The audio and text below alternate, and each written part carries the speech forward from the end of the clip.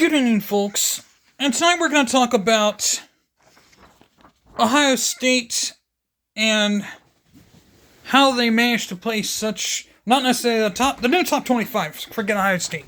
We're going to talk about the new top 25 and how they all performed, and the shocking situation we'll talk about here. But first off, Ohio State, Ohio State, who pretty much took care of business with Illinois, 34-16. They traveled to Wisconsin next. Miami, who had a bye week, will host Louisville on October 17th. That'll be interesting. Then you get number 3, Indiana, who upset Oregon 30-20. They'll host Michigan State. Then Texas A&M, number 4, who trounced Florida 34-17. I shouldn't say trounced, but beat Florida 34-17. And they'll travel to Arkansas. Then Ole Miss defeated Washington State. Not necessarily trounced them, but sneaked past them 24-21. Will travel to Georgia. And then Alabama, who struggled with Missouri but somehow managed to pull it off, won 27-24. They'll host Tennessee. Texas Tech prematurely trounced Kansas 42-17. Will travel to Arizona State. Then Oregon, who fell flat to Indiana 30-20, will travel to Rutgers. Then Georgia, who ends up beating Auburn 20-10, will host Ole Miss. LSU, who beat up South Carolina 20-10, will travel to Vanderbilt. Number 11, Tennessee, sneaks past Arkansas 34-31. Will travel to Tennessee. Will travel to Alabama. We got those now leveled out. Now Georgia Tech, number 12, beats the pants off of Virginia Tech 35-20. Will travel to Duke. And Notre Dame, North Carolina State, who finally pulled away in the final inning mostly, won 36-7 over North Carolina State, will host USC.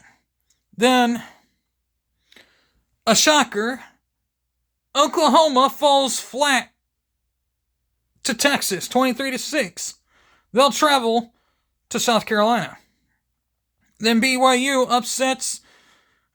beats out Arizona. They beat out Arizona 33-27. They'll host Utah. Then Missouri, after their debacle with Alabama 27-24, they'll travel to Auburn. And Vanderbilt, who had a bye week, will host LSU. So that'll be interesting. Then Virginia will host Washington, who also had a bye week. Washington State, that is. Now, South Florida, who hammered North Texas 63-36, will host Florida Atlantic. Now, number 20, USC put the hammer down on Michigan 31-13 as they upset Michigan 31-13.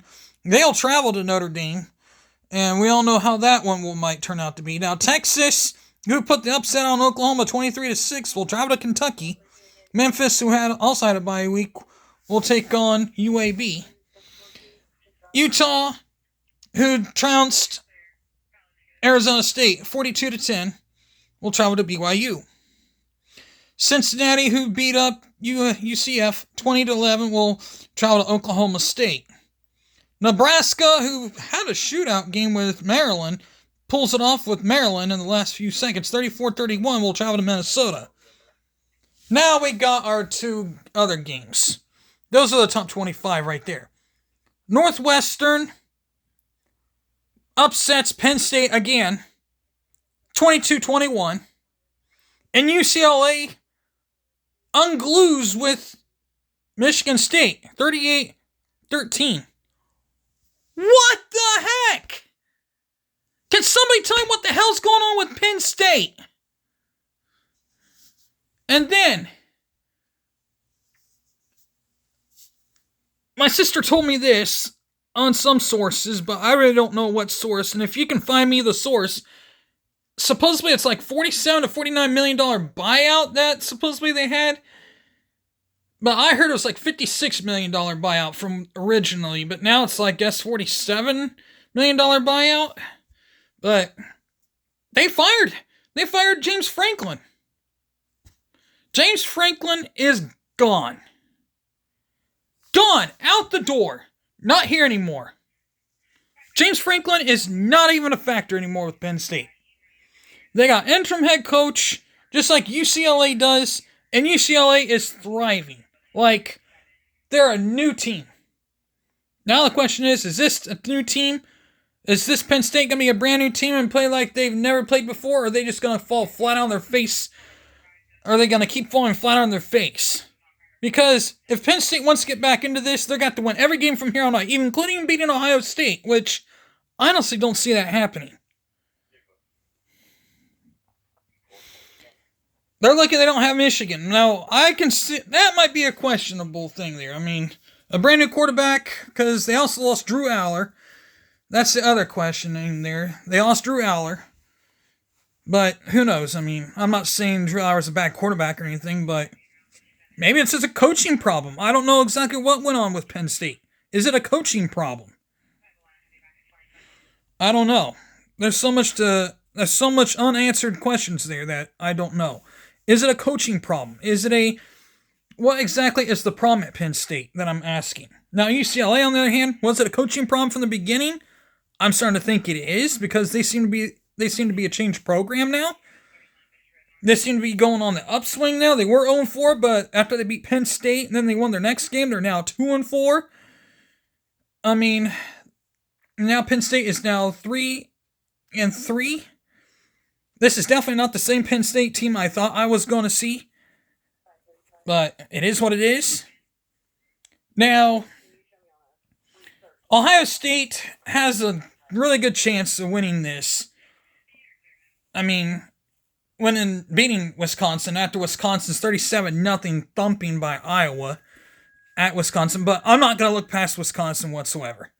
Ohio State was bound to give up 2 red zone touchdowns. Now, overall, Ohio State shouldn't be disappointed in themselves overall with how many touchdowns they've given up. They've given up only 4 touchdowns overall. 2 in the red zone, 2 outside of the red zone. That just shows you how good this team really is. If you were to say this team was where they were last year, we'd be singing a different tune. Now, we're going to talk about Ohio State's defense versus where they were last year, and Michigan's defense of where they are last year. And you tell me how Ohio State looks, and then we're going to talk about Wisconsin. We're going to view Wisconsin as well. With that being said, hit the like button, hit the bell for notifications. With that being said, I'm out of here. Peace.